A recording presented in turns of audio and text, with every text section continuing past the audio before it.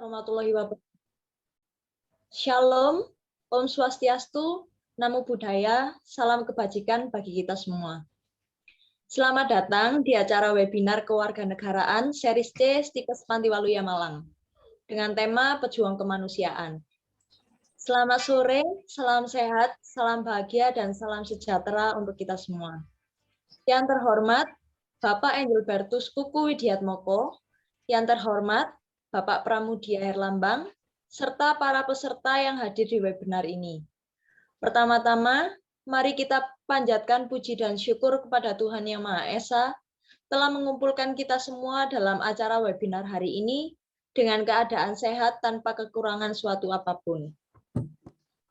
Baik, sebelum acara webinar dimulai, mari kita awali dengan doa terlebih dahulu. Doa saya pimpin secara Katolik.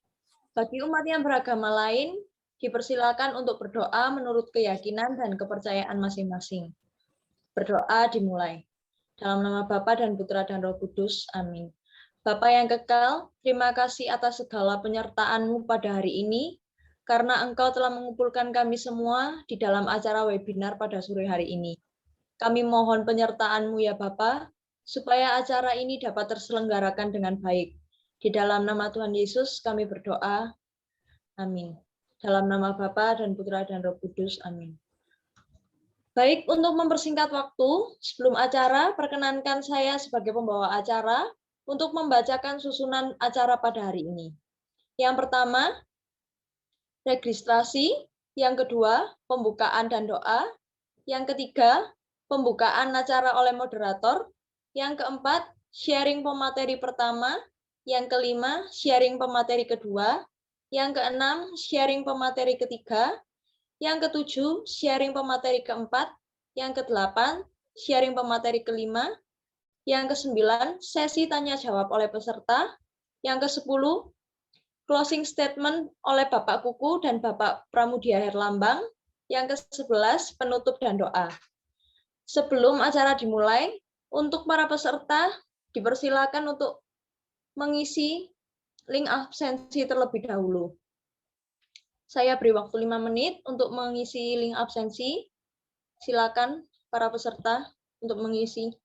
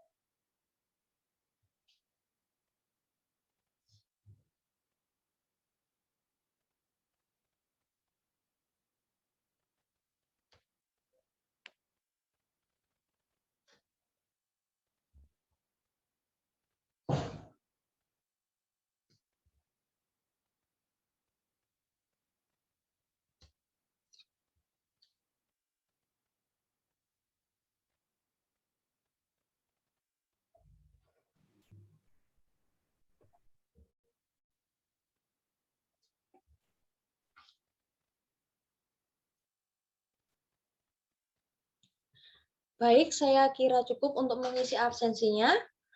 Setelah ini, waktu dan tempat saya persilakan kepada moderator untuk memulai acara webinar pada sore hari ini. Kepada Mas Yohanes Enggal, saya persilakan untuk mengambil tempat.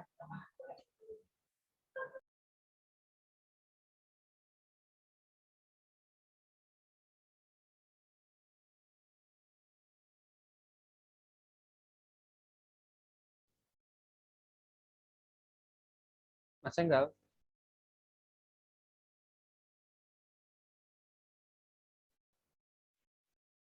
Mana Enggal?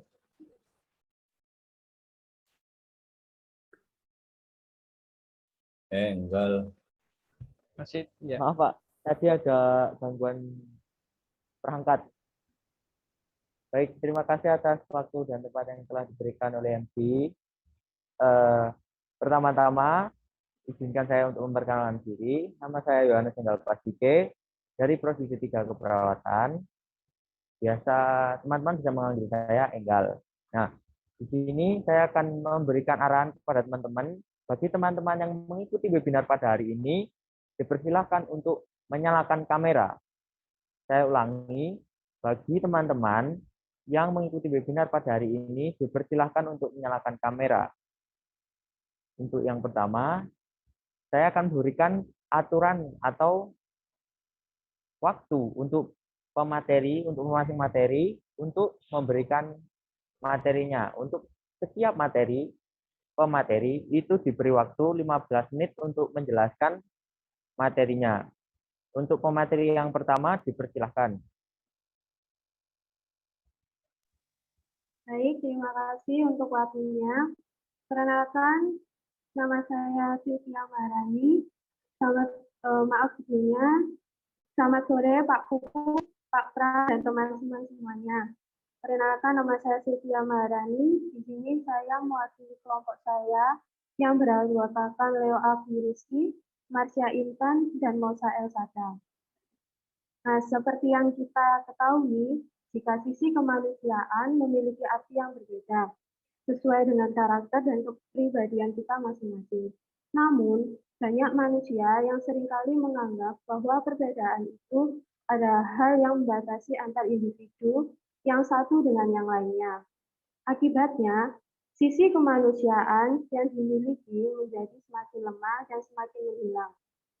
Sikap toleransi, saling menghormati, dan menghargai yang seharusnya dimiliki dan dilaksanakan oleh setiap individu hanya menjadi teori yang semakin lama semakin pudar. Oleh karena itu, saya mewakili kelompok untuk mempresentasikan arti sisi kemanusiaan dari beberapa masyarakat yang memiliki profesi yang berbeda. Slide selanjutnya. Nah, untuk narasumber yang pertama, yaitu Ibu Francisca Muji Rahayu, yang berprofesi menjadi resepsionis Distikes, dan beliau sudah lama bekerja selama 25 tahun. Sisi kemanusiaan menurut beliau yaitu di mana kita harus selalu memperdulikan sesama kita, terutama selama masa pandemi ini, di mana kita harus selalu menaati protokol kesehatan selama menjalankan tugas. Kita juga harus saling mengingatkan antar karyawan, teman, dan masyarakat yang ada di sekitar kita. Dalam menjalankan tugas, kita tidak boleh lengah terhadap protokol kesehatan meskipun kita sudah divaksin.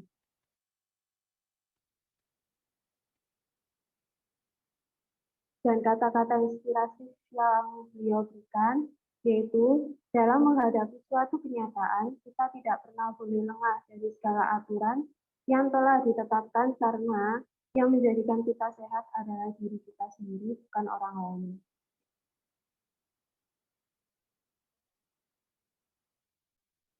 Dan narasumber yang kedua, yaitu Kak Eusebia Terselin. Ia berprofesi sebagai ahli gizi di RSIA Majiwaltia Rampal Malang, dan beliau sudah bekerja selama 7 bulan. Menurut beliau, sisi kemanusiaan yaitu di mana kita bisa merasakan sedih saat kita bertemu dengan masyarakat atau teman yang ada di sekitar kita terjangkit penyakit COVID. Nah, di sisi lain, kita juga harus bekerja untuk memenuhi kebutuhan sehari-hari kita dan keluarga. Dan saat ini banyak orang yang mulai merasa dirinya benar-benar sehat dan menjauhi orang yang ada di sekitarnya. Karena vaksin tadi, padahal pada kondisi saat ini kita membutuhkan motivasi dan bantuan untuk orang-orang yang terkena virus COVID-19 ini. Untungnya, masih banyak masyarakat yang mau membantu masyarakat lain yang terkena virus COVID-19 ini. Kata-kata inspirasi yang beliau berikan, yaitu lebih peduli pada orang yang ada di sekitar kita, karena bagaimanapun kita adalah makhluk sosial. Selain itu, kita juga harus mampu mengonsumsi makanan yang sehat dan teratur. Selain itu, kita juga harus berolahraga agar hidup tetap sehat. Dan narasumber ketiga yaitu Mbak Paulina Puspitasari. Beliau berprofesi sebagai guru agama di SMPK Santo Yosef Kepanjen.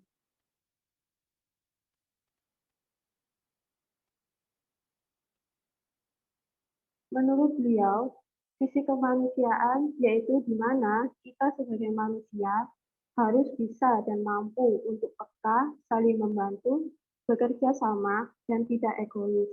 Apalagi di kondisi yang sekarang ini, di mana banyak orang yang ada di sekitar kita terpapar COVID. Dan dari pandemi ini, kita telah diuji oleh Tuhan seberapa besar kita mampu berjuang bersama orang lain dan diri kita sendiri. Kita sebagai seseorang yang masih kuat, sebaiknya terus berjuang untuk kebersamaan, bukan kesendirian. Karena kita berjalan pada tanah yang sama, dan itu artinya kita juga harus berjuang bersama untuk melawan pandemi pada saat ini. Kata-kata inspirasi yang beliau berikan, yaitu kita sebagai pemuda harus terus bersemangat dalam berjuang di kehidupan yang tidak pernah pasti kapan indahnya. Dan kita harus mampu untuk selalu mengontrol hati dan perasaan kita agar tidak merugikan orang lain.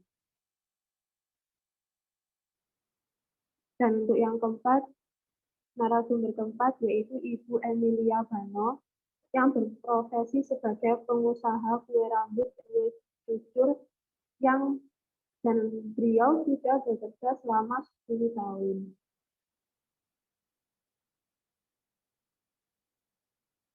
Sisi kemanusiaan menurut beliau yaitu di saat pandemi ini kita jadi lebih mengerti tentang keadaan lingkungan dan ekonomi, sehingga beliau menurunkan harga jual dengan harga seadanya tergantung pembeli membawa uang berapa. Karena kita sama-sama membutuhkan uang untuk memenuhi kebutuhan kita masing-masing. Dan oleh karena itu, kita harus saling menghormati dalam keadaan selama pandemi ini.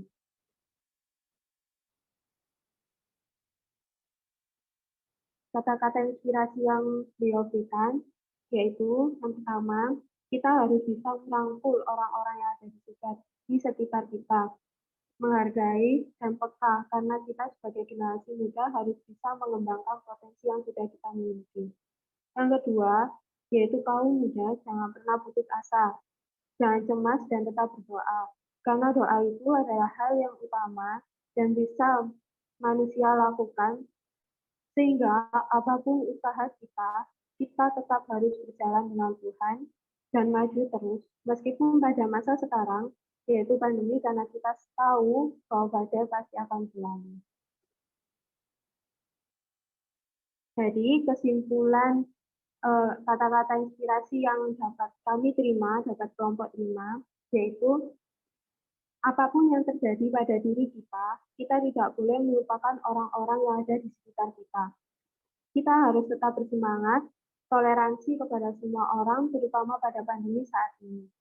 Karena kita masih muda dan mampu untuk berjuang, dan kita harus ingat, jika Tuhan selalu menyertai kita, dan badai pasti akan berlalu.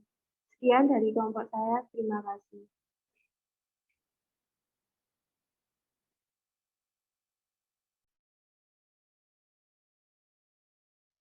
Baik, terima kasih atas pemaparan yang sangat baik dari Mbak Sylvia, dari Kak Sylvia. Saya ambil kesimpulan dari beberapa presentasi dari Kak Sylvia tadi. Nah, dari sisi kemanusiaan itu sendiri, adanya saling menghargai di masa pandemi ini, peduli sesama, dan salah satunya tetap menaati protokol kesehatan. Dari situ kan pastinya, meskipun kalian sudah divaksin 2 kali maupun sekali, itu masih harus tetap menggunakan protokol kesehatan. Terus adanya rasa saling membantu. Dalam arti ada yang kesusahan, misal tetangga gitu ya juga bisa dibantu dari tetangga lainnya. Nah, terus berjuang untuk kebersamaan dan individu. Dari situ kita dapat ambil. Jadi kayak ada teman-teman kita ya, kita membantulah merembuk apa yang bisa kita bantu dari sisi hidup ataupun ekonomi, membantu beberapa yang bisa kita bantu, dan individu kita sendiri berjuang. Nah, harus saling menghormati selama masa pandemi, jangan pernah putus asa. Itu yang bisa saya ambil dari kesimpulan dari presentasi dari Kak Sylvia. Nah, bagi teman-teman yang barusan join, bisa untuk menyalakan kameranya pada saat mengikuti webinar pada hari ini. Nah, untuk selanjutnya kita lanjutkan kepada pemateri yang kedua. Pemateri kedua dipersilahkan. Baik, terima kasih atas waktu yang diberikan pada saya. Selamat pagi Pak Kuku, selamat pagi Pak Pram, dan selamat pagi teman-teman semuanya. Perkenalkan, nama saya Katarina Novita Clara dari Parodi di D4 MIK. Di sini saya akan mempresentasikan mengenai aksi kemanusiaan mahasiswa Stikes Pantiwaluyo Malang dalam kacamata kewarganegaraan. Anggota kelompok kami terdiri dari Gabriela Intan, Cecilia Ayu Sabrina, Katarina Novita Clara, yaitu saya sendiri, dan Kristiana Yohana Angelius Asan. Next.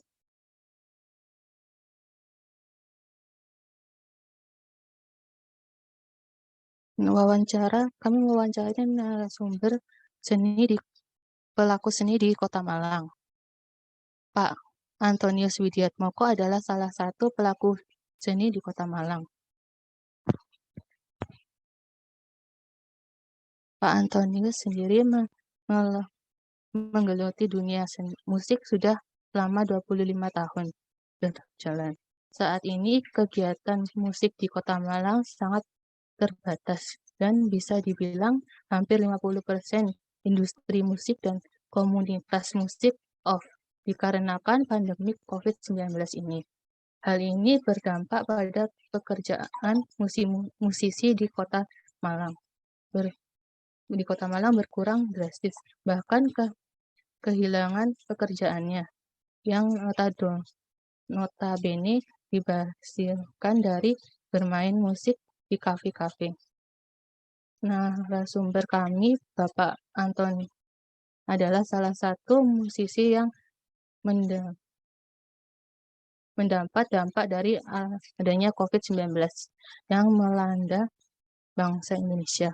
Semenjak adanya pandemi, job untuk bermain di sebuah tempat wisata dan kafe atau mall di-cancel. Bahkan Bapak Anton kehilangan sebagian besar mata pencahariannya dari bermain musik. Oleh karena itu, beliau sangat berharap jika industri musik di Kota Malang bangkit lagi untuk menyambung hidupnya dari bermain musik. Untuk saat ini, beliau mengharapkan agar kasus dalam suspek di Indonesia ini terus menurun bahkan bisa tuntas dan dapat melakukan kegiatan secara normal kembali. Sembari menunggu kasus atau suspek menurun, Pak Anton mengisi waktunya dengan membuka usaha kecil di rumah. Saat kami wawancara, kami sempat bertanya pada Bapak Anton, apa saja yang menjadi harapan Bapak Anton untuk generasi muda yang saat ini juga berjuang melawan COVID-19, dan apa saja harapan Bapak untuk Indonesia ke depannya. Dan beliau memaparkan agar generasi muda saat ini mematuhi protokol kesehatan secara baik agar keberhasilan dalam memerangi virus atau wabah ini benar-benar berhasil dan kita bisa melakukan aktivitas secara normal kembali.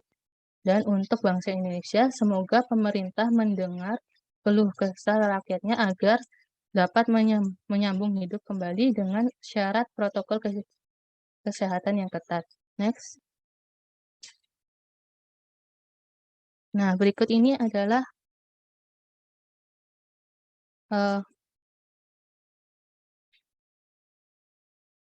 apa yang kelompok kami ambil dari wawancara tersebut. Yang pertama, semangat dalam menghadapi pandemik ini. Yang kedua, tidak mementingkan diri sendiri dengan cara menjaga diri supaya keluarga kita juga terlindungi oleh dampak COVID ini. Yang ketiga, peduli terhadap lingkungan. Yang keempat, taat protokol kesehatan. Next. Selama pandemi COVID-19, apa saja yang terjadi pada Indonesia? Pandemi COVID-19 ini merupakan suatu fenomena perubahan sosial secara revolutif, cepat, dan harus dilakukan secepatnya. Dampak pandemi ini dirasakan oleh semua pihak dan kalangan. Siapapun tidak bisa menolak keberadaannya. Berbagai kegiatan yang biasanya kita lakukan dengan leluasa untuk saat ini belum bisa kita lakukan lagi karena semuanya masih terbatas. Perubahan sosial karena pandemi COVID-19 berkaitan dengan peran baru individu dalam kegiatan sehari-hari. Contohnya seperti ibu dan ayah yang saat ini pada masa pandemi COVID-19 juga berperan sebagai guru pendamping bagi anak yang bersekolah agar anak tersebut bisa paham akan materi yang diberikan oleh gurunya. Yang kedua, seperti demikian juga peran polisi lalu lintas yang awalnya hanya mengawasi dan mengatur lalu lintas, sekarang peran polisi juga mengawasi masyarakat agar mematuhi protokol kesehatan. Next. Hal apa saja yang dapat dilakukan sebagai warga negara yang baik selama pandemi COVID-19 ini? Yang pertama, mengikuti protokol kesehatan. Yang kedua, tidak menyebarkan hoax agar masyarakat tidak panik dalam menghadapi pandemi ini. Yang ketiga, melakukan vaksinasi yang dianjurkan pemerintah. Next. Sudut pandang COVID dilihat dari kewarganegaraan. Pandemi COVID-19 mengakibatkan berbagai bidang ikut terkena dampaknya. Ada dua dasar keburukan tindakan kita yang dapat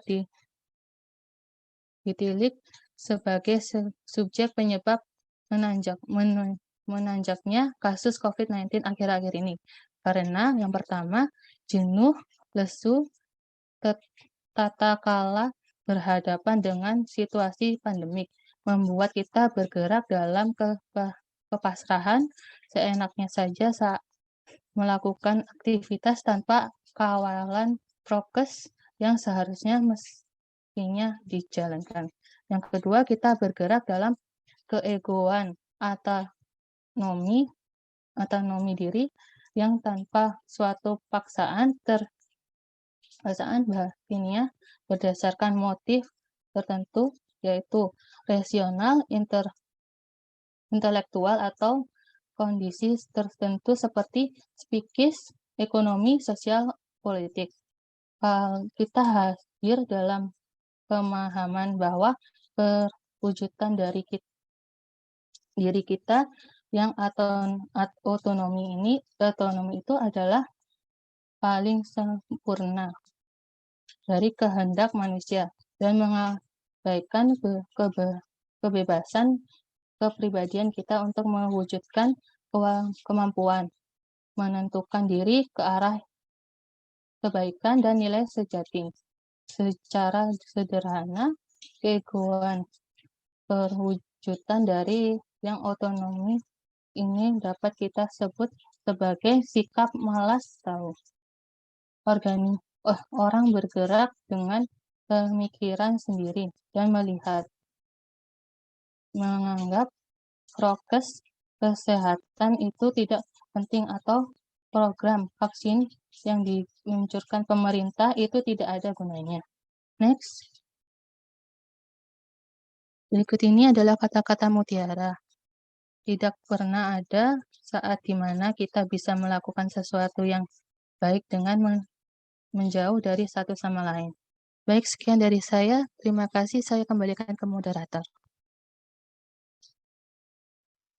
Baik, terima kasih atas pemaparannya dari Kak Katarina. Nah, di sini saya juga akan ambil tentang beberapa apa yang diberikan oleh Kak Katarina pada saat materi ini. Nah, yang pertama itu pastinya ada rasa semangat. Meskipun dalam pandemi ini, kita pun juga harus memiliki rasa semangat. Nah, tidak mementingkan diri sendiri. Pastinya kalau misal dari keluarga ataupun dari tetangga kita yang ada terkena COVID, juga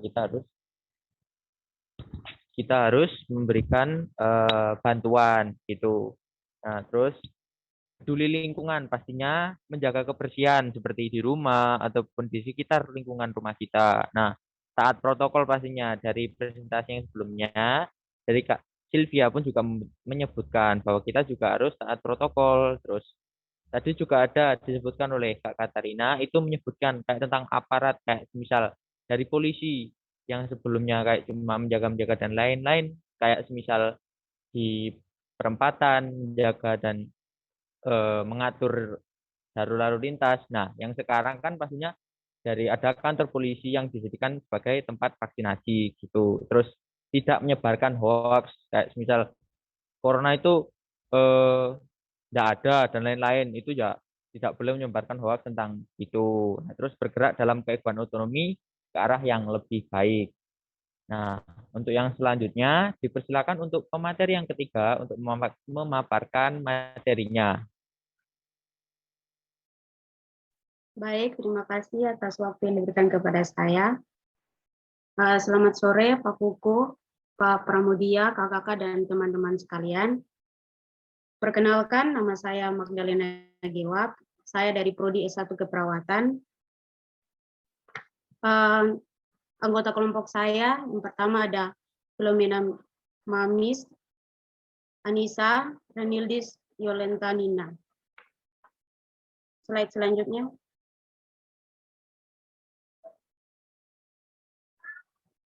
Biodata narasumber, nama Bu Cici, alamat Dusun Kalimati, Banyuwangi.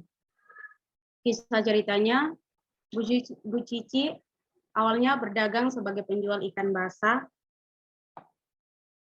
selama 3 tahun. Namun setelah itu usaha ikan yang selama ini digelutinya tidak bertahan lama, dikarenakan efek dari pandemi COVID-19 yang melanda Indonesia. Sehingga permintaan pasar menurun, bahkan tidak ada sama sekali, yang akhirnya membuat Bu Cici mencoba inovasi baru dan mencari peluang lainnya, yakni mencari supplier garam. Jenis garam yang dijual adalah garam krosok non-yodium. Setiap harinya Bu Cici bisa memenuhi permintaan sampai 10 ton per hari dengan laba bersih 1 juta per 10 ton. Dan sampai hari ini usahanya terus berjalan meskipun masih dalam pandemi COVID-19. Selanjutnya, motivasi yang beliau berikan, teruslah semangat dalam mewujudkan keinginan dan jangan pernah mengeluh dan tidak mudah putus asa, terus semangat, siapkan masa depan yang cerah karena masa depan yang cerah dimiliki oleh mereka yang menyiapkannya hari ini.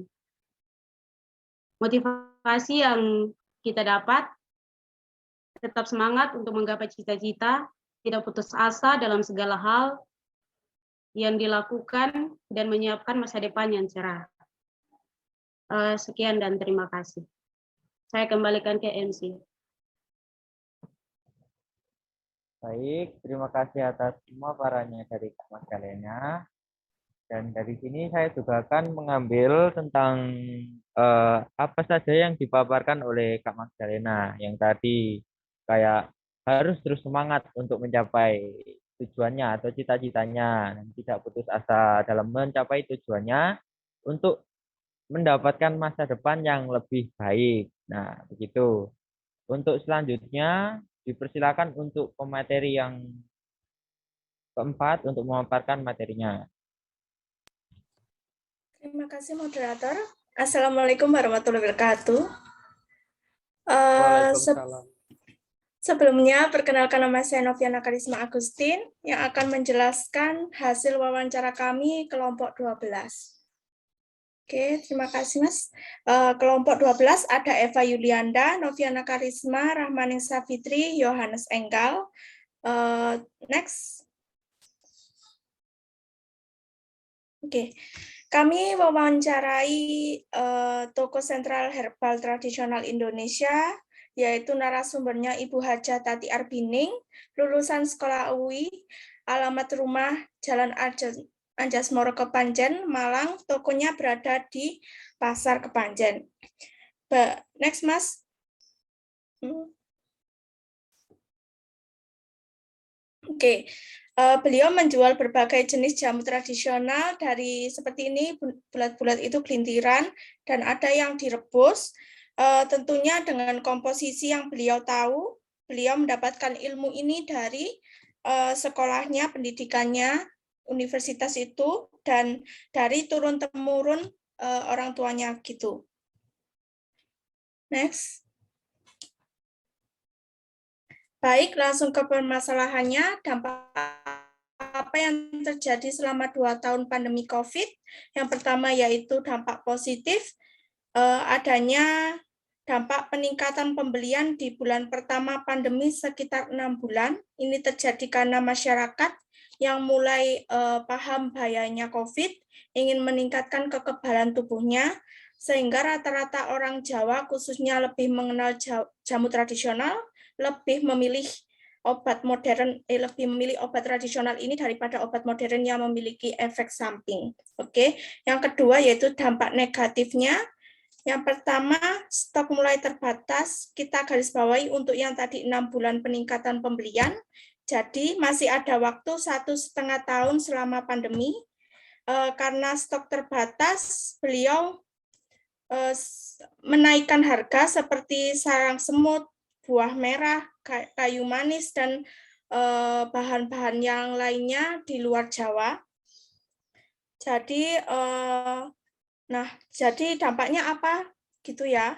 Jadi dampaknya penurunan konsumen untuk mencari toko-toko yang lebih murah daripada beliau. Jadi bagaimana untuk penghasilan turun ini ya? Ini salah satunya toko yang menurut saya sangat hebat di tengah-tengah pandemi. Beliau tidak bangkrut seperti yang lainnya. Menjual sebisa mungkin, menjual alternatif lain seperti bedak beras dan membuat jamu yang langsung diminum. Itu salah satunya. Lalu dampak negatifnya juga yaitu PPKM yang seperti kita tahu tidak boleh menjual, bukan hanya toko jamu tapi toko-toko yang lainnya. Oke, next.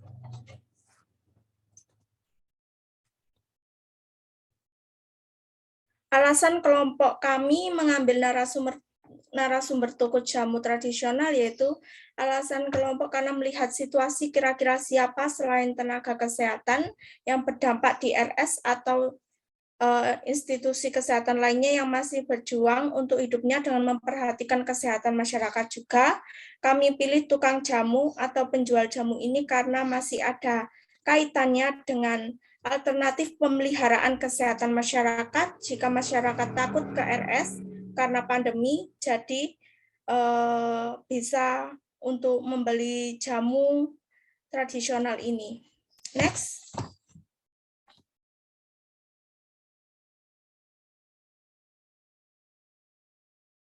Pesannya dari narasumber Ibu Haji Tati Arbining ini, selama masih muda, banyak-banyaklah cari ilmu dan pengalaman yang akan menolongmu di kemudian hari. Tetap bersyukur, tidak semua anak muda seperti kita, bahkan narasumber, yang bisa mengenyam pendidikan tinggi, maka berfokuslah pada satu tujuan dan yakin bisa meraihnya. Jangan melupakan untuk doa kepada Tuhan. Pesan untuk kita di masa pandemi ini, tetap jaga kesehatan, usahakan kesehatan diutamakan, seperti minum jamu. Ini ibunya promosi ya, menghargai budaya dan produk negara sendiri. Baik, itu dari saya.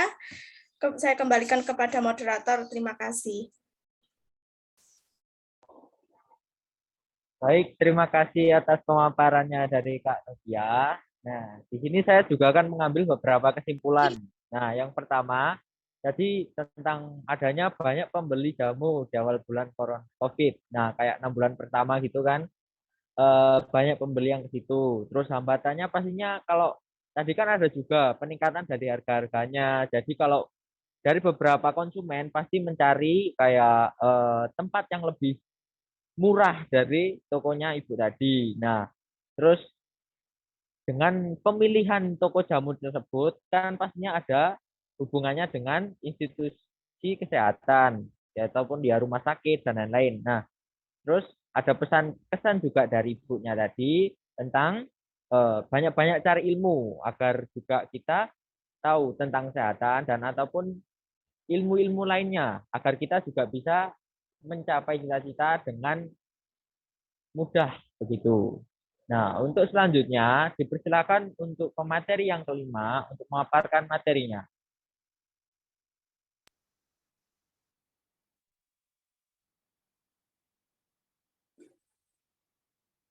Baik, selamat sore dan salam sejahtera untuk kita semua, terutama kepada Pak Kuku Widiatmoko selaku dosen pengampu dan juga Pak Pramudia Herlambang yang dengan setia menemani kita sejak seminar pertama hingga terakhir pada sore hari ini. Terima kasih juga kepada moderator atas waktu dan tempat yang diberikan kepada saya untuk memaparkan hasil wawancara dari kelompok kami. Perkenalkan, saya Serafina Lengga dari Prodi Farmasi, mewakili kedua teman saya, yaitu Maria Ilsantoji dari Prodi Farmasi dan Putri Evelina dari Prodi D3 Keperawatan, ingin menyampaikan hasil wawancara tentang pejuang kemanusiaan di tengah pandemi COVID-19. Next. Di sini kami mewawancarai dua narasumber untuk mendapatkan informasi terkait kemanusiaan di tengah situasi pandemi COVID. Untuk biodata narasumber pertama yaitu Ibu Angelita Nona Mary, usia 13 tahun, pekerjaan sebagai karyawan swasta, status sudah menikah, ibu ini sudah memiliki 2 anak. Sejak sudah 6 tahun, Ibu ini bekerja di Apotik Kimia Farma di Maumere sebagai asisten apoteker atau farmasis. Alamatnya Rokatenda 11 Maumere. Untuk narasumber kedua yaitu Yogina M. Saapan dengan usia 17 tahun, status lajang, pekerjaannya sebagai karyawan swasta.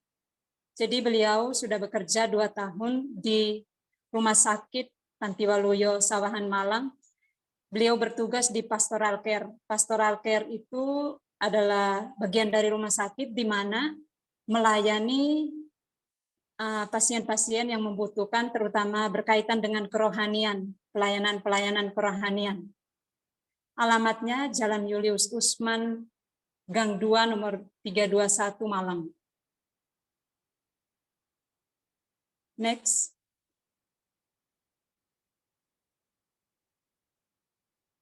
Dari wawancara kami, kedua narasumber memiliki pandangan terhadap situasi pandemi ini, di mana pandemi COVID-19 yang kita alami hingga saat ini sangat memprihatinkan. Pandemi ini sungguh memengaruhi dan mengancam kehidupan manusia di berbagai bidang kehidupan, baik itu sosial, ekonomi, maupun pendidikan. Next. Banyak sekali kerugian yang dirasakan masyarakat, terutama terkait perekonomian masyarakat. Salah satu contohnya adalah banyak karyawan atau buruh yang di-PHK karena sepinya pemasukan perusahaan, sehingga pihak perusahaan tidak dapat menggaji penuh seperti sebelum adanya pandemi. Dengan demikian, tingkat pengangguran akan bertambah dan meningkat. Selain itu, sekolah, perkantoran, tempat peribadatan, dan lain-lain tidak dapat beraktivitas secara leluasa dalam arti terbatas. Situasi ini sungguh dirasakan oleh kedua narasumber, di mana mereka merasakan adanya perbedaan antara sebelum pandemi dan pada saat ada pandemi ini. Sebelum pandemi, bagi narasumber yang di apotik, juga di rumah sakit, merasakan bahwa kunjungan dan penghasilan itu yang diperoleh meningkat.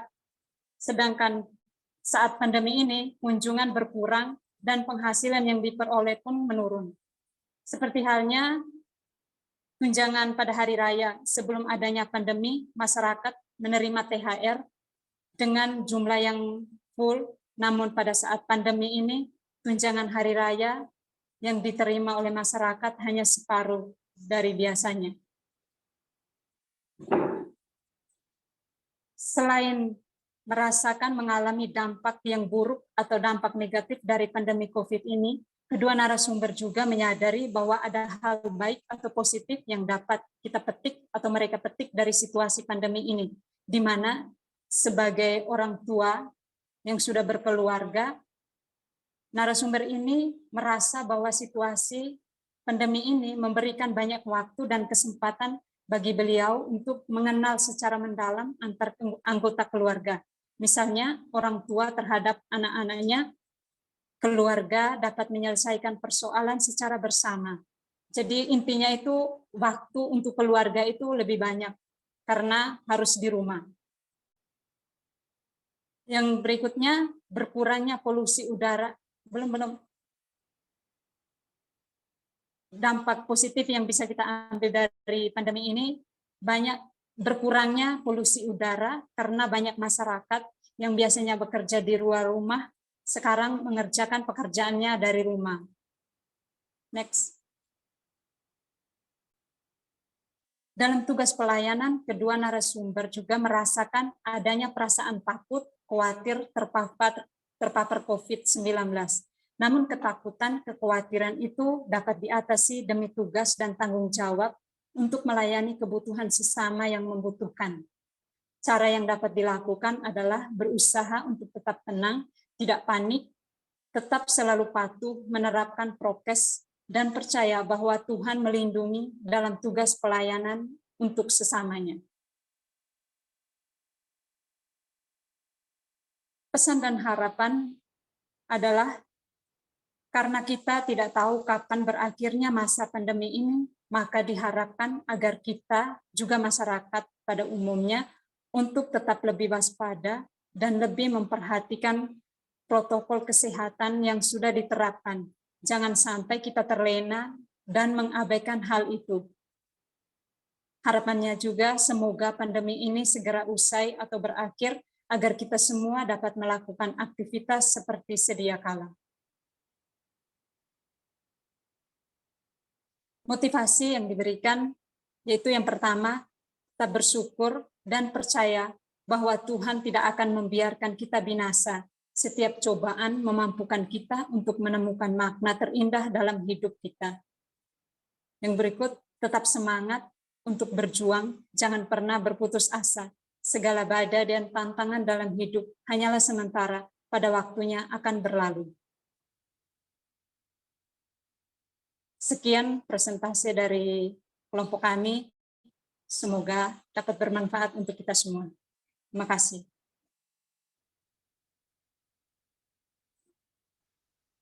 Baik, terima kasih atas pemaparannya dari Kak Servina. Dan saya juga akan mengambil kesimpulan dari pemaparan dari Kak Servina. Nah, dari yang dipaparkan tadi ada dua narasumber. Nah, dari dua narasumber tersebut memberikan penjelasan atau statement tentang pandemi ini. Ya, sangat memperhatikan sosial, ekonomi, pendidikan, dan masih banyak lagi. Nah, terus ada kayak kekurangannya juga, atau yang menyebabkan banyak orang yang dalam artian pengangguran. Nah, itu kayak di PHK karena perusahaan tidak bisa menggaji penuh kayak sebelum pandemi ini. Nah, terus tempat ibadat terbatas dalam artian banyak tempat ibadat yang tidak bisa melakukan kayak acara-acara besar ataupun hari-hari besar. Nah, terus yang sebelumnya, sebelum pandemi dapat meningkat pendapatannya dari beberapa narasumber yang diwawancari oleh kelompok ini, setelahnya ataupun pada masa pandemi adanya kayak kekurangan ataupun lebih sedikit dari sebelum pandemi. Terus waktu dengan keluarga lebih banyak. Pastinya pada saat PPKM itu kan diwanjurkan untuk tetap di rumah. Nah, Jadi ada banyak waktu bersama keluarga. Terus berkurangnya polusi udara karena PPKM. Dan tadi juga ada pesan dan kesan dari kedua narasumber. Nah, ada rasa takut dalam masa pandemi ini, tapi kita juga tahu bahwa Tuhan juga selalu melindungi kita dalam segala aktivitas kita. Nah, jadi begitu yang bisa saya ambil dari presentasi dari Kak Serafina. Nah, untuk selanjutnya akan memberikan closing statement dari Bapak Kuko. Bapak Kuko dipersilakan untuk memberikan closing statement. Ya, terima kasih Mas Enggal. Selamat sore, Assalamualaikum warahmatullahi wabarakatuh. Waalaikumsalam warahmatullahi. Selamat salam sejahtera untuk kita semua. Om Swastiastu, Namo Buddhaya, salam kebajikan. Rahayu semuanya. Jelas ya suara saya? Jelas. Oke. Pak. Baik. Secara umum saya memberikan satu penilaian bahwa semakin perlu kita masing-masing untuk tahu situasi di sekitar kita. Ya. Perlu tahu situasi di sekitar kita. Nah, bagaimana agar tahu? Kita harus lebih cermat terhadap orang-orang siapa yang kita jumpai. Ya. Kecermatannya apa? Kita bisa melihat, mengukur dan menilai situasi dan kondisi orang-orang di sekitar kita yang kita jumpai. Sehingga dengan metode ini harapan saya semakin banyak generasi Z yang mulai peka terhadap orang-orang di sekitar. Peka itu artinya apa? Bisa melihat kelebihan, bisa melihat kelemahan, dan bisa mengambil atau memetik nilai-nilai yang dapat dipakai. Ya, itu yang penting. Sehingga Anda semua sebagai warga negara tidak hanya sekedar membayar pajak, menikmati jalan, merasa aman, merasa nyaman. Tidak cukup hanya itu. Itu masih sebatas biasa. Tapi sekarang bagaimana menjadi warga negara yang cerdas? Nah, cerdas itu lebih tinggi lagi. Anda bisa mengukur, memahami, menilai orang-orang seperti ini apa. Ya, itu tadi ada paparan orang-orang yang menurut kelompok itu luar biasa. Di tengah pandemi COVID, orang-orang itu mampu survive. Kalau orang survive berarti pikirannya positif, maka berpikirnya adalah solutif. Dengan berpikir positif dan solutif, maka imunnya bertambah. Imunnya meningkat. Kalau imunnya meningkat, pikirannya sehat, badannya kuat, nah, maka banyak bisa beraktivitas. Meskipun tetap terbatas. Ya. Nah, sekarang berkontribusinya seperti apa? Harapan saya nanti teman-teman Anda semua lebih meningkat kecerdasannya selain intelektual, terus emosinya, empati, peduli, dan apa yang dapat saya lakukan. Itu yang penting. Lalu saya akan memberi komentar terkait dengan presentasi tadi. Masih banyak yang membacakan teks. Ya, masih banyak yang membacakan teks. Ini yang perlu dicatat. Ya. Sekarang enggak apa-apa. Karena proses belajar. Oke. Besok ketika ada sesi presentasi, entah mata kuliah, entah apapun, coba Anda membuat kata-kata kunci, kalimat-kalimat kunci saja. Enggak usah semua kata titik koma Anda bacakan. Nah, namanya itu bukan mempresentasikan PowerPoint, tapi membacakan PowerPoint. Nah, kalau membacakan PowerPoint berarti tidak cocok dengan namanya PowerPoint. Poin yang tidak punya power. Nah, jadi kan begitu. Padahal maksudnya itu kata-kata kunci saja. Kata-kata kunci saja, lalu Anda menjelaskan, menceritakan, menarasikan, mendeskripsikan. Ya, itu catatan penting. Itu Mas Pram nanti akan bisa menambahkan. Ya, kunci-kuncinya saja. Poin-poinnya lalu Anda jelaskan. Jangan teks semua lalu Anda baca. Waduh, wis. Nah, mendingan di-share saja PPT-nya, suruh baca saja teman-temanmu, selesai. Ya, berarti tidak perlu presentasi, namanya yuk membaca bareng. Namanya begitu. Oke, lalu berikutnya tentang foto. Ya, tentang foto itu ada yang sudah punya foto, ya. Tetapi oke lah, fotonya oke. Walaupun sekedar foto pribadi, tapi tidak cocok dengan keterangannya, tidak cocok. Tidak ada penguatnya. Padahal maksudnya foto itu perlu menguatkan. Bagaimana Pak? Ya wis boleh lah, proses belajar tidak masalah, karena memang konteksnya belajar. Lalu juga ada yang tidak ada fotonya sama sekali. Nah ya, sudah tidak ada fotonya, lalu antara desainnya dengan ceritanya itu tidak cocok. Nah, berarti repot ini. Pendengar ini antara melihat background-nya sama ceritanya tidak cocok. Diupayakan besok-besok ada kecocokan lah antara konten dengan background-nya. Lalu juga saya tertarik ada satu presentasi yang cocok. Itu bagus ya, saya jempol. Dan bagusnya gimana? Ada foto-foto yang mendukung bahwa dia bekerja, pekerjaannya ini, aktivitasnya ini didukung. Nah, sehingga ada korelasinya. Sehingga kekuatan Anda mempresentasikan itu sip. Jadi, terima kasih Anda mau berproses situasi ini, dan puji Tuhan kita berterima kasih hujannya reda. Sehingga Zoom dapat berjalan lancar, kita hari ini dapat menyelesaikan. Terima kasih, tetap semangat, terus belajar, jangan bosan dengan kecerewetan saya ya. Saya itu cerewet orangnya. Terima kasih, kembalikan Mas Enggal. Baik Pak Kuko, terima kasih atas pemberian closing statement-nya. Nah, dari sini akan dibuka untuk sesi tanya jawab bagi teman-teman. Nah, sesi tanya jawab akan dibuka selama 10 menit. Bagi teman-teman yang ingin bertanya, bisa langsung menyalakan mic-nya ataupun memberikan pandemi ini lebih ke lebih ke rinciannya ataupun tentang apa sih pandemi itu dalam artian termasuk dalam profesinya itu sendiri. Nah, apakah lebih spesifik dari narasumber tersebut ada beberapa yang memberikan pendapat yang berbeda, ataupun kan tadi ada juga narasumber yang berbeda-beda, ada dua narasumber, ada satu narasumber. Nah, itu apakah ada yang memberikan tentang pandangan pandemi yang lebih spesifiknya untuk setiap pemateri? Terima kasih.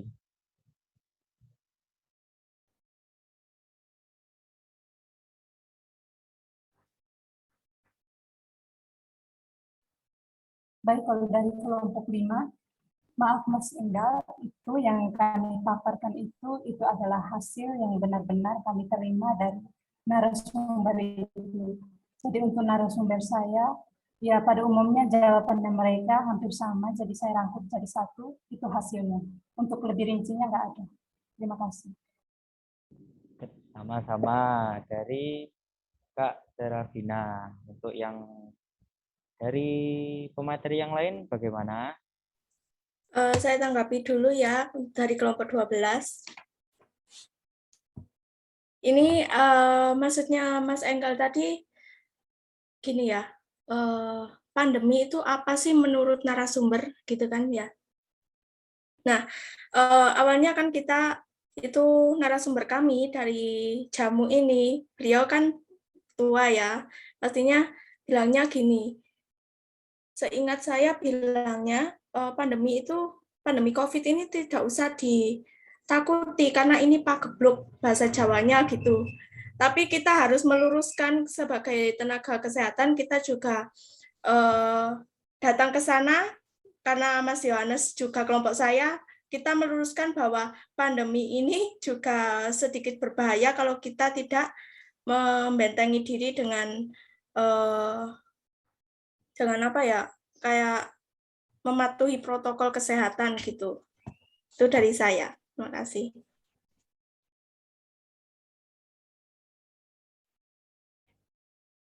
Terima kasih Kak Novina. Untuk pemateri yang lain bagaimana? Baik, saya juga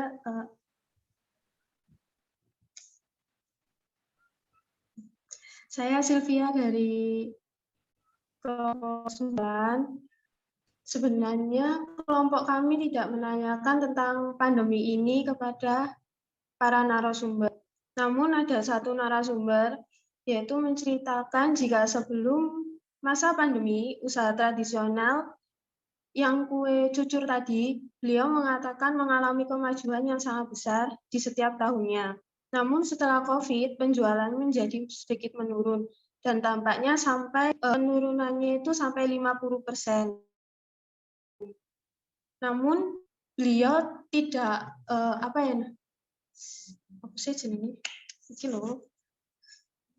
tidak mempermasalahkan pendapatan yang beliau dapat.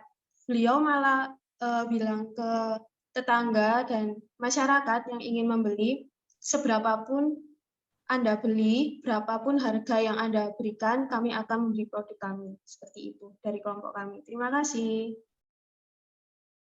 Ya, terima kasih dari Kak Sylvia. Untuk selanjutnya, materi yang lain.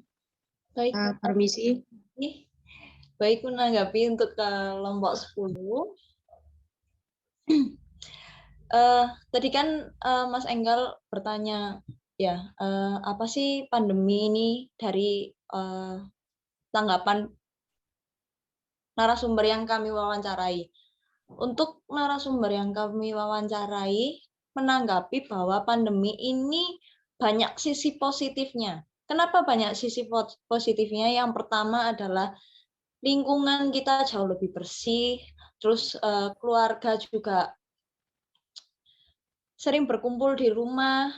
Dengan begitu akan mempererat hubungan antar keluarga, misalnya punya kakak adik itu, hubungan antar kakak adik ini lebih erat karena kakaknya WFH, adiknya juga sekolahnya dari rumah, jadi bisa saling mengerti satu sama lain.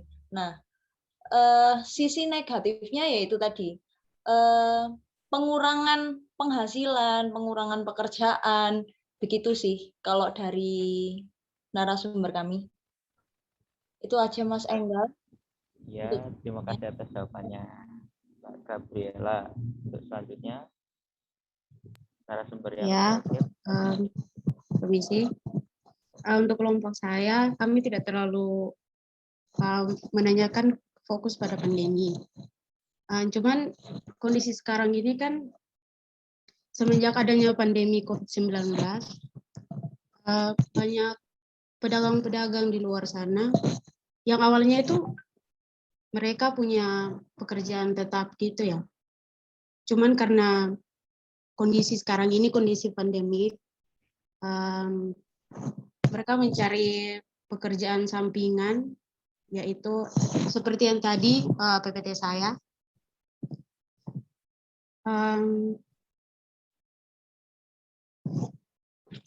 Kira-kira seperti itu. Terima kasih. Ya, terima kasih atas tanggapannya. Untuk selanjutnya akan dipersilakan untuk Pak Pramudia untuk memberikan kesan dan pesan bagi teman-teman. Ya, terima kasih Mas Enggal. Ini saya tertarik dengan judul webinar kali ini, Pejuang Kemanusiaan ya. Ya, saya harapkan teman-teman yang bergerak di bidang kesehatan diharapkan untuk selalu update ilmunya. Mungkin ada beberapa teman-teman yang tahu tanggal 24 November kemarin WHO sudah mengumumkan ada varian COVID terbaru, yaitu varian Omicron. Wah, ini apalagi nih. Jadi teman-teman harus bisa mengetahui apa sih gejala-gejala yang didapatkan jika pasiennya terkena seperti itu. Jadi harapan saya teman-teman selalu mengedukasi masyarakat agar selalu vaksin, ya. Karena dengan vaksin bisa menyelamatkan Anda dan saudara-saudara yang Anda cintai di sekitarnya. Demikian, jadi kepedulian ke masyarakat yang harus selalu ditingkatkan. Demikian, terima kasih. Baik Pak Pramudia, terima kasih atas kesan dan pesan atau sarannya dari Pak Pramudia itu sendiri. Nah, untuk acara yang selanjutnya akan saya serahkan kepada MC. Waktu dan tempat saya serahkan kepada MC. Baik, terima kasih Mas Enggal. Saat ini kita sampai di penghujung acara. Namun sebelum itu, kita akan mengambil gambar terlebih dahulu untuk dokumentasi. Kepada para peserta diharapkan membuka kameranya dan menatap ke arah kamera. Dokumentasi akan diambil oleh si dokumentasi kita. Mas Leo, dipersilakan. Baik. Silakan untuk para peserta di on-cam kameranya.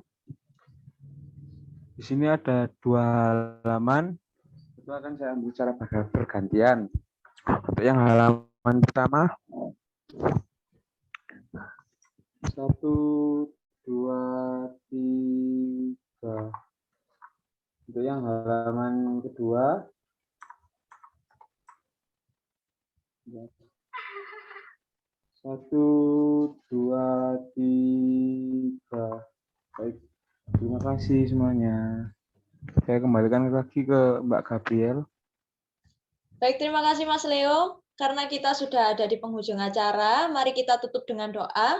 Doa saya pimpin secara Katolik, bagi umat yang beragama lain dipersilakan untuk berdoa menurut keyakinan dan kepercayaan masing-masing. Berdoa dimulai. Dalam nama Bapa dan Putra dan Roh Kudus. Amin. Allah Bapa yang Maha Baik, terima kasih atas penyertaan-Mu pada sore hari ini dalam acara webinar kewarganegaraan, hingga Kau izinkan semua berjalan lancar.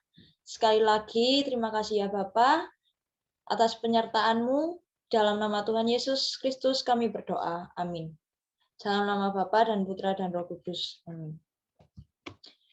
Baik, sebelumnya jangan lupa untuk teman-teman mengisi presensi logout yang akan dikirim ke room chat. Lalu terima kasih kepada Bapak Kuku yang telah hadir sebagai pemateri utama. Terima kasih kepada Bapak Pramudia Herlambang yang telah mensponsori acara mulai dari awal acara hingga akhir acara dan membantu kami menyelenggarakan acara. Terima kasih kepada rekan-rekan yang telah bekerja sama dan para peserta yang telah hadir dalam acara webinar kewarganegaraan pada hari ini. Izinkan saya undur diri dan mohon maaf atas kesalahan yang saya perbuat, baik sengaja maupun tidak sengaja. Akhir kata, wassalamualaikum warahmatullahi wabarakatuh. Selamat sore, sampai jumpa kembali. Untuk para peserta sudah diperbolehkan untuk live Zoom. Terima kasih, salam sehat. Selamat sore. Terima kasih. Terima kasih. Selamat sore semuanya. Terima kasih Selamat sore. Selamat sore. Terima kasih, Terima kasih, selamat sore. Terima kasih Mas Bram. Oke, sami-sami. Terima kasih. Terima kasih, selamat sore semuanya. Terima kasih, selamat sore.